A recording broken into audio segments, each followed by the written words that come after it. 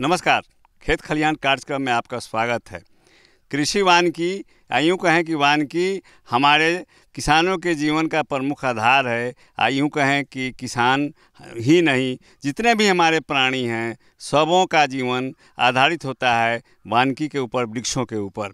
वृक्ष की दानशीलता और इसकी उदारता को हम इनकार नहीं कर सकते। मिट्टी की बनावट हो या मिट्टी को संरक्षित करने की बात हो, किसानों को आमदनी देने की बात हो, या प्राणवायु जो संचरण होता है वृक्षों के माध्यम से उसकी बात हो, यूँ कहें कि हर जीवन के हर क्षेत्र में वृक्षों का महत्वपूर्ण स्थान है। कृषि वानिकी क्या है, इस विषय पर किसान भाइयों आज हम आपको जानकारी दिलाना चाहते हैं। कृषि वानिकी के बारे में जानकारी देने के लिए हमारे साथ में हैं डॉक्टर आर.के. झा, जो पंडित दीनदयाल उपाध्याय वानिकी एवं उद्यान महाविद्यालय पिपरा कोठी पूर्वी चंपारण में पदस्थापित है, मुख्य वैज्ञानिक हैं। आपका बहुत बहुत स्वागत। सबसे पहले तो सर हम आपसे ये जानना चाहते हैं कि जो कृषि वानिकी है, सुनने में तो हम हमेशा आता है, और जो समेकित कृषि प्रबंधन की बात की जा रही है, किसानों की आमदनी को दुगनी करने की बात की जा रही है, तो सबसे पहले किसानों को समझ में आना चाहिए कृषि वानिकी क्या है। जो लकड़ी उत्पादन करने वाले वृक्ष हैं, उसके साथ साथ हम फल लगाने वाले भी वृक्ष लगाते हैं, और उसके बीच में जो खाली ज़मीन रहता है उसमें हम फसल का उत्पादन करते हैं उसमें। और इसके अलावा यदि आप के पास और थोड़ा ज़मीन है तो उसमें आप जानवरों का भी पालन कर सकते हैं, जिससे कि सालों भर जानवर को हरा चारा मिलते रहे, और जो किसान भाई हैं उनको लकड़ी, फल, फसल, चाहे वो औषधि पौधे हो, चाहे खाने के लिए हो, ये सभी कृषि वानिकी के अंतर्गत ही आते हैं। कृषि वानिकी के साथ ये फ़ायदा होता है कि यदि कोई किसान सिर्फ खेती करते हैं तो वो सूर्य के ऊर्जा का जो है सिर्फ 30 से 40% तक ही यूज कर सकते हैं। इसका कहने का मतलब यदि है कि यदि सूर्य का ऊर्जा 365 दिन में 365 दिन वो नहीं कर पाते हैं, यदि तीन फसल भी लेंगे तो मुश्किल से 200 से 210 दिन तक ही सूर्य ऊर्जा का उपयोग करते हैं। लेकिन जब हम कृषि वानिकी अपनाते हैं, उसमें लकड़ी लगाते हैं, फल लगाते हैं, साथ साथ फसल लगाते हैं, और जो किसानों के लिए जो चारा का उत्पादन करते हैं, इसकी अंतर्वर्ती खेती करते हैं, तो उसमें हम लोग सालों भर सूर्य के ऊर्जा का उपयोग करते हैं, जिससे उत्पादन उनका 4 से 5 गुना तक बढ़ जाता है। और इसमें आमदनी 1-2 गुना नहीं, हम लोगों ने देखा है कि कई कृषि वानिकी पद्धतियां हैं जिसमें कि उत्पादन 10 से 12 गुना बढ़ जाता है। जैसे कि आप कोई ज़मीन है, उसमें आप नीचे वाली ज़मीन है, तो नीचे वाली ज़मीन है तो उसमें आप पोखर खान दिए हैं, पोखर बांध दिए हैं, उसमें 3-4 जो है फसल मछली का ले सकते हैं। और उसके बाद जो है उसमें आप किनारे में फलदार वृक्ष लगा दें, जामुन का या आम का या लीची का, और उसके बगल में महोगनी, शीशम, सागवान, चकुंडी, ये तो हुआ कि जो ट्रॉपिकल कंडीशन का हमारा पौधा है वो। इसके अलावा जो है जो हमारा जाड़े या बसंतकालीन मौसम में लगते हैं, जैसे सैलिक्स है, पोलिनिया है, पॉपुलर है, ये यदि चारों तरफ हम लगा दें तो उसके कई स्टार्टा में आप उसका उत्पादन ले सकते हैं। जैसे महोगनी सबसे लंबा पौधा होता है, उसके नीचे जो है आप सैलिक्स लगा देते हैं तो वो 10 से लेकर 30 मीटर तक जाता है। मोहगनी तो 40-45 मीटर तक जाता है। उसके नीचे आम लगा दें तो वो 10-20 मीटर के ऊंचाई तो ग्रहण करता है। जामुन लगा दें तो 10 से 20 मीटर ऊंचाई तक ग्रहण करता है। और उसकी पत्ती जो है यदि पोखर में चली जाती है तो उसमें ऑर्गेनिक मैटर मिलते रहता है, जिससे ऑर्गेनिक मैटर मिलने से उस मिट्टी का कैटायन एक्सचेंज कैपेसिटी बढ़ जाता है। बढ़ने के बाद जो है आप यदि खाद पानी देंगे तो वो फसल आसानी से ले लेता है और इससे वो फसल के साथ साथ वृक्ष का भी उत्पादन बढ़ जाता है। ज़मीन या मिट्टी की बनावट, कुछ ऊंची ज़मीन है जिसको भीठ बोलते हैं हमारे उत्तर बिहार में, कुछ मध्यम ज़मीन है, कुछ नीची ज़मीन है, कुछ बलुआही ज़मीन है, कुछ जल जमाव वाला क्षेत्र पड़ता है जो दलदली भूमि जिसको बोलते हैं। हमारे दक्षिण बिहार में कंकरीली मिट्टी है जहाँ पर्वतीय क्षेत्र का कुछ अंश उसमें मिला हुआ है। अब जो हम सबसे पहले ऊंची ज़मीन के बारे में बात करेंगे और दो पहलुओं पर आपके विचार हम जानना चाहेंगे। एक तो ऐसे किसान जिनके पास में ऊंची ज़मीन पर्याप्त मात्रा में है लेकिन वो हेज के लिए या किनारे में जो खाली ज़मीन है या मेड़ है उस पर कोई पेड़ लगा सकते हैं जो उनको फ़ायदेमंद है कि नहीं। और दूसरे ऐसे किसान हैं जिनके पास अब इतनी कम ज़मीन है आपसी बंटवारे के चलते जिसमें दूसरा कुछ नहीं कर सकते हैं, मुख्य रूप से उसमें वानिकी ही किया जा सकता है। इन दोनों पहलुओं पर हम आपसे जानकारी चाहेंगे, कौन कौन से वृक्ष दोनों परिस्थितियों में किसानों के लिए ज़्यादा लाभदायक होंगे। देखिए किसान भाई, जो हमारे ऊंची वाली ज़मीन है उसमें उस तरह के पौधे लगाते हैं जो कम पानी में भी अच्छी तरह से वृद्धि कर सकते हैं।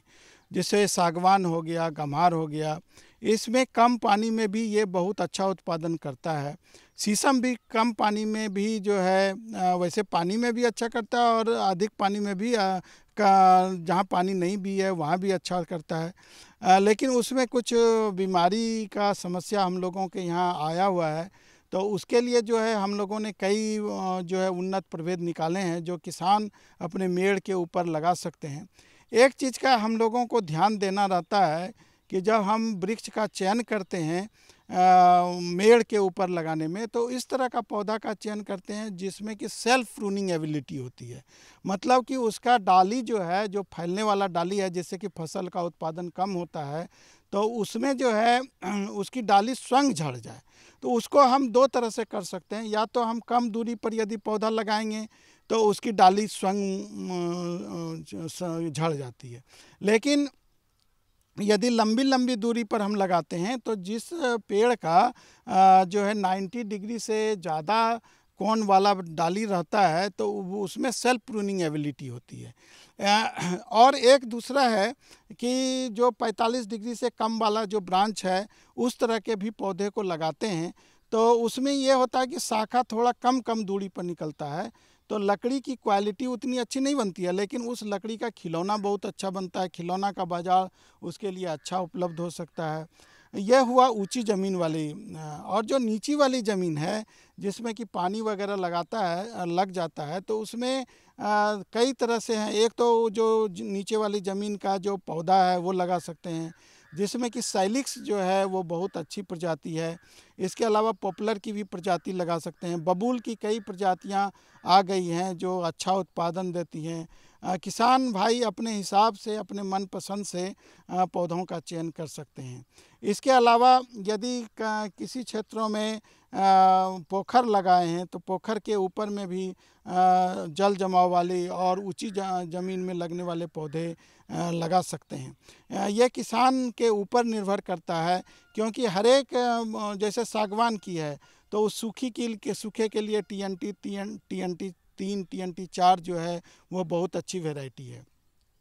लेकिन कुछ अब वैरायटी जो है नीची ज़मीन में भी के लिए भी विकसित की गई है, और यदि थोड़ा पानी लग जाता है 5 से 10 दिन तक तो उसमें जो है आप 1-2 केमिकल का यदि स्प्रे कर दें उस पानी में तो उससे भी जो है रूट को ऑक्सीजन मिलने लगता है और पौधों की मृत्यु नहीं होती है और वो पौधा बहुत अच्छा ग्रो करता है। तो ये है कि किसान भाई जब लगाएं तो कृषि विश्वविद्यालय या वन विभाग की नर्सरी में जो वैज्ञानिक या पदाधिकारी रहते हैं उससे संपर्क करते रहें, तो किस तरह की प्रजाति लगानी है, कितना उत्पादन होगा और किस तरह से उसका लाभ ले सकते हैं, इसके बारे में किसानों को प्राप्त होता रहेगा। लेकिन कुछ ऐसे भी पौधे हैं जो व्यावसायिक दृष्टिकोण से, आर्थिक दृष्टिकोण से बलुआही ज़मीन में किसानों के लिए लाभदायक हो, उसके बारे में कुछ जानकारी चाहिए। किसान भाई, जो बलुआही मिट्टी है उसमें सबसे ज़्यादा प्रॉब्लम रहता है कि पानी देने के बाद वो पानी बहुत तेज़ी से इवोपरेट करता है और उसके चलते जो है जल है वो जड़ के पास नहीं पहुंच पाता है। तो उसमें आप मिट्टी में परिवर्तन थोड़ा ला सकते हैं। यदि बलुआही 50 से 60% है तो आप जो है पोखर की जो मिट्टी है वो उसमें मिला करके और ऑर्गेनिक मैटर जैसे वर्मी कंपोस्ट है वो मिला करके, जैसे 60 है तो 30 से 40% जो है क्ले मटेरियल या सिल्ट मटेरियल उसमें डाल के और 20 से 25% ऑर्गेनिक मैटर का मिक्स बना करके उसमें यदि डाल दें तो फिर आप उसमें अच्छे तरह से कोई भी पौधा लगा सकते हैं। इसके अलावा यदि आप नहीं लगाना चाह रहे हैं, मतलब इस तरह से नहीं करना चाहते हैं, तो आप सेमल की भी बहुत प्रजाति है, पॉपुलर की बहुत सारी प्रजाति है जो इस तरह की मिट्टी में हो जाती है। सैलिक्स की भी कई प्रजातियां आ गई हैं, जैसे सैलिक्स 1, सैलिक्स 21 है, ये सोलन से विकसित की गई है। लेकिन इसमें यदि पानी का भी ज़रूरत है तो वो उसका प्रबंध आपको बीच बीच में करना पड़ेगा। तो इस चीज़ का ध्यान इसमें रखना है कि मिट्टी के का जो है उसमें थोड़ा परिवर्तन कर सकते हैं और इसके अलावा प्रजातियों में का भी चयन करना पड़ता है। जैसे कि पॉपुलर की बहुत सारी प्रजाति है जो बलुआही में अच्छी नहीं करेगी, लेकिन S13C11 क्लोन है वो बलुआही मिट्टी में बहुत अच्छा ग्रो करता है। उसी तरह से A194 है वो बहुत अच्छा करता है, RD01 है वो बहुत अच्छा करता है, G48 है वो भी बलुआही मिट्टी में अच्छी करती है, लेकिन G3 जो है वो उसके लिए दोमट मिट्टी में वो अच्छा करता है। तो जो किसी भी तरह की जो पेड़ है उसकी बहुत सारी प्रजातियां कृषि विश्वविद्यालय तथा वन अनुसंधान केंद्र तथा वन विभाग के द्वारा विकसित किए जा रहे हैं। तो यह किसानों को जानकारी रखना है कि किस तरह के मिट्टी में किस तरह के पौधों की कौन सी प्रजातियां विकसित की जाए, लगाया जाए, इसके बारे में। अभी जो है इंस्टीट्यूट ऑफ फॉरेस्ट प्रोडक्टिविटी से बिहार के उत्तरी क्षेत्रों के लिए पॉपुलर के 5 क्लोन जो है विकसित किए गए हैं। वो उसका उत्पादन जो है 50 क्यूबिक मीटर से ज़्यादा है और उसमें उसका प्लाई जो है वो बहुत अच्छा बनता है। उसी तरह से सैलिक्स जिससे कि बल्ला बनता है, क्रिकेट का बल्ला बनता है, उसका टेंसाइल स्ट्रेंथ बहुत ज़्यादा होता है। वो जो है अपने लोकल लकड़ी जैसे कि पनगमार है उसके साथ मिला करके भी बल्ला बनाया जा सकता है। तो इस तरह के भी काम कृषि विश्वविद्यालय में, वन विभाग में तथा वन अनुसंधान केंद्र के बहुत सारे प्रयोगशालाओं में किए जा रहे हैं। तो बीच बीच में तकनीकी जानकारी की आवश्यकता किसानों को पड़ेगी तो वो संपर्क करते रहें और इस तरह से अपने फसल का उत्पादन में कृषि वानिकी अपना करके कर सकते हैं। किसान कोशिश करता है कि जो पौधा हम लगा रहे हैं या जो वृक्ष लगा रहे हैं उसका लाभ उसको जीवन में ही मिल जाए। अब सागवान की बात करते हैं या सखुआ की बात करते हैं या महोगनी की बात करते हैं, उसको तैयार होने में काफ़ी समय लगता है। भले किसान अपनी अगली पीढ़ी के लिए उसको लगा सकता है, उसका लाभ उसको अगली पीढ़ी को मिले। हम आपसे जानना चाहते हैं कि कुछ ऐसे पेड़ के बारे में या वृक्ष के बारे में हमें जानकारी दीजिए जो किसान उसको लगाते हैं तो उनके जीवन काल में ही उससे लाभ उनको मिल जाए। किसान भाई, हमारे कृषि वानिकी के लिए 2 तरह के फसल के बारे में जानना है। एक तो जो बहुत कम समय में अच्छा उत्पादन देता है, साथ साथ उसके साथ अंतर्वर्ती भी खेती कर सकते हैं, जिसमें कि जो है सैलिक्स आप लगा सकते हैं, वो आपका 10 से 15 साल में हो जाएगा। फिर जो है पॉपुलर, तो पॉपुलर का तो 1 साल में भी जो है ETP तैयार करते हैं और उससे फाइबर बोर्ड बनता है। 1 से 2 साल के में पूरा कटाई करके आप उसका फाइबर बोर्ड में यूज कर सकते हैं। इसके बाद 7-8 साल में उसका प्लाईवुड के रूप में यूज कर सकते हैं। उसी तरह से पोलिनिया है, जो गिटार वगैरह आप देखते हैं या संगीत का जो वाद्य यंत्र बनता है वो पोलिनिया से बनता है। वो भी बहुत अच्छी प्रजाति है, वो 7-8 साल में उसको काट सकते हैं। इसके अलावा सैलिक्स जिससे क्रिकेट का बल्ला बनता है वो भी आप 7-8 साल में काट करके, वो 10 से 30 मीटर तक लंबा होता है, उसका गोलाई भी 20 से 30 सेंटीमीटर, इवन कि 50-60 सेंटीमीटर तक भी उसके कई क्लोन्स हैं जो बहुत तेज़ी से बढ़ता है। उसका टेंसाइल स्ट्रेंथ बहुत ज़्यादा होता है जिससे कि उसका क्रिकेट का बल्ला बनाया जाता है। तो पॉपुलर, साइलिक्स, पोलिनिया, इसके अलावा आजकल जो है एक मिलिया डुबिया जो है उसकी बहुत सारी वेराइटी तमिलनाडु एग्रीकल्चर यूनिवर्सिटी से, पंजाब एग्रीकल्चर यूनिवर्सिटी से और इंस्टीट्यूट ऑफ फॉरेस्ट प्रोडक्टिविटी से भी डेवलप की गई है।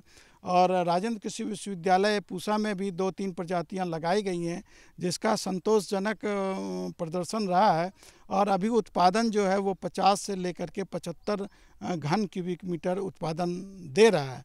लेकिन इसमें भी ये तो हम लोग एक्सपेरिमेंट में लगाते हैं, लेकिन जब किसान उसको लगाएंगे तो किसान तो खेती के साथ लगाएंगे, उसमें खाद पानी देंगे तो उसका उत्पादन जो है 1 से 150 cubic metre per hectare per year जाता है उत्पादन। तो ये जो प्रजातियां हैं जैसे कि मिलिया डुबिया हुआ, साइलिक्स हुआ, पॉपुलर हुआ, पोलिनिया हुआ, ये सभी शॉर्ट रोटेशन के क्रॉप हैं, कम समय में उत्पादन देते हैं और इसकी लकड़ी की भी गुणवत्ता जो है इंडस्ट्रियल वुड के रूप में यूज करते हैं। इसके अलावा सुबबुल एक ल्यूसिना लिकोसिफेला है, वो भी जो है 10 से 12 साल में बहुत अच्छा उत्पादन देता है। उसका उत्पादन तो 300 से लेकर 400 क्यूबिक मीटर पर हेक्टेयर है।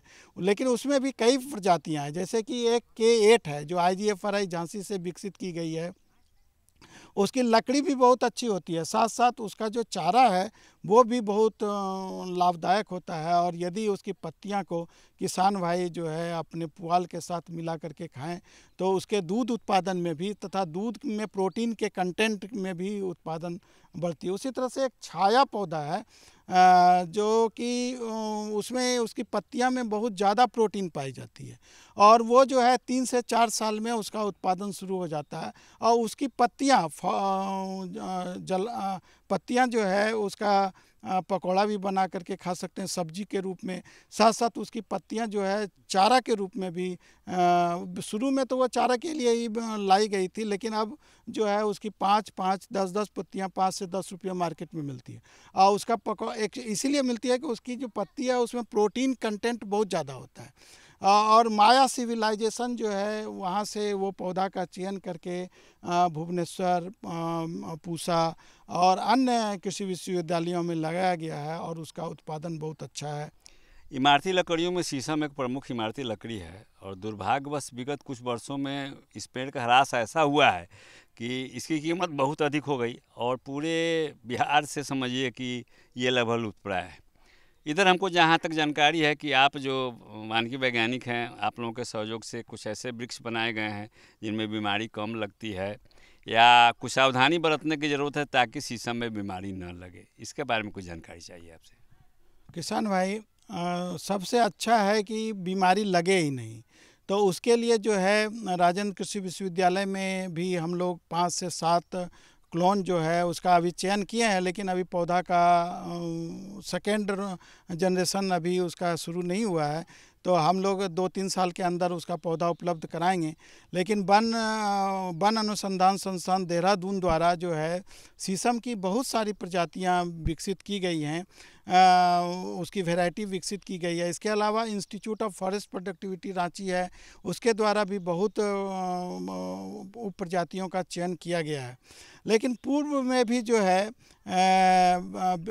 है हमारे यहाँ शीशम की 3-4 प्रजातियां पाई जाती थी, जिसमें कि एक डलवर्जिया शीशो है जिसको शीशम बोलते हैं, एक डलवर्जिया लेटिफोलिया है जिसको काला शीशम बोलते हैं। उसमें जो है ये बीमारी नहीं है, मतलब बिहार में अभी तक नहीं फैली। इसके अलावा एक डलवर्जिया की तीसरी वैरायटी है जो भागलपुर साइड में पाई जाती है, डलवर्जिया सिस्वाइडिस बोलते हैं, तो उसका भी उत्पादन बहुत अच्छा है, 130 से 140 क्यूबिक मीटर पर हेक्टेयर है।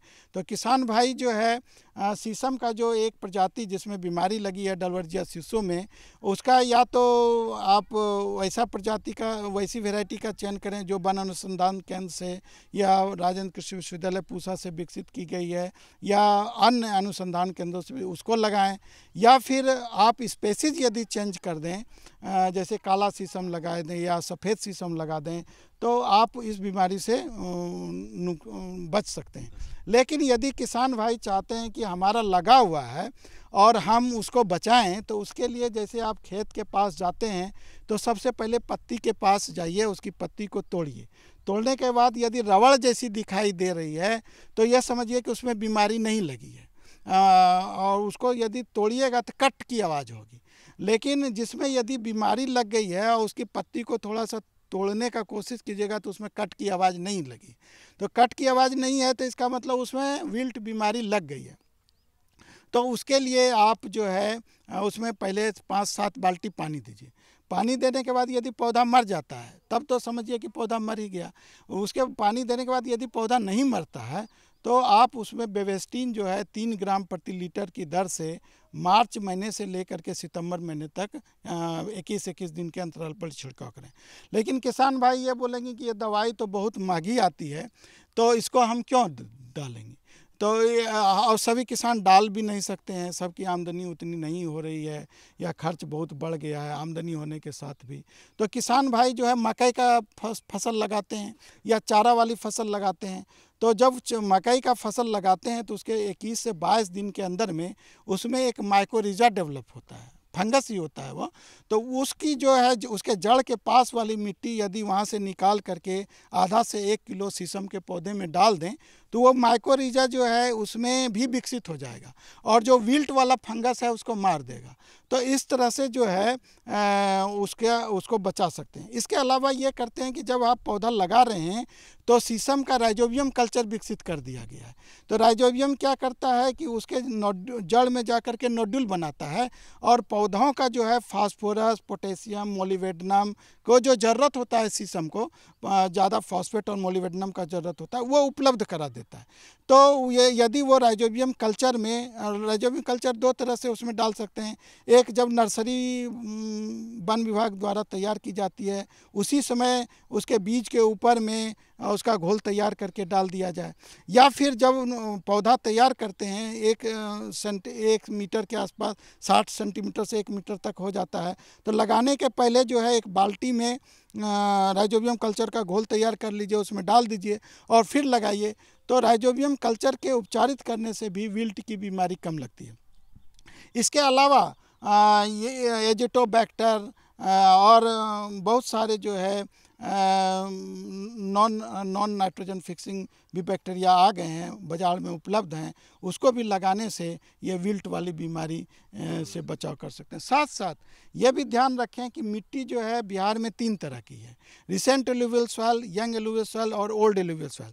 तो जो रिसेंट एलुवियल सॉइल है जिसमें ऊपर मिट्टी है नीचे बालू है तो वहाँ पर ये बीमारी नहीं पाएगी है। लेकिन जो यंग एलुवियल सॉइल है जिसमें बहुत सारी परतें होती हैं तो उसमें ये बीमारी लगती है। या फिर जहाँ पर सॉल्ट का डिपोजिशन अधिक है तो वहाँ पर थोड़ा सा जिप्सम यदि मिला दें तो कई तरह के उपचार करके यदि हम लगाएं तो शीशम तो रॉक्सबर्ग साइंटिस्ट बोला इससे बढ़िया कोई लकड़ी दुनिया में है ही नहीं और इतना तेज़ी से कोई उत्पादन करता ही नहीं। और बिहार के लिए तो ये वरदान है।